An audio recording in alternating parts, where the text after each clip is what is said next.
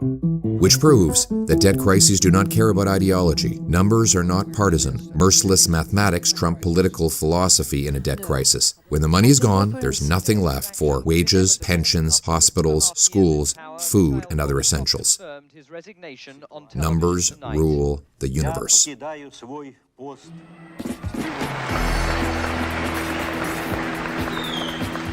What would such a scheme cost? Well, I wouldn't make a promise if I didn't know what it would cost. I wouldn't buy a set of long underwear if I didn't know what it would cost. Austerity is almost never a choice. It happens when crisis leaves leaders with no money and no other choice. Those Harvard economists Dr. Reinhardt and Rogoff also found that financial meltdowns cause government debt to, quote, explode. An explosion within an explosion. A crisis on top of a crisis.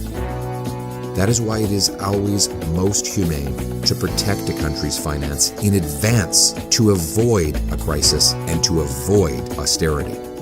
Then there is the possibility of a stagflation debt crisis, which means there is both high inflation and high unemployment at the same time. That is what happened after Pierre Trudeau combined a policy of running massive deficits and printing money to pay for it with a major governmental assault on Canadian industry, particularly Western Canadian industry. These policies are now being replicated by the younger Trudeau. The stagflation crisis of Trudeau Sr. should remind us that inflation and unemployment can be high at the very same time. Look at the years from 1980 to 1983. During that Trudeau debt crisis, unemployment and inflation each hit 12%. At the same time, interest rates rose to 19%.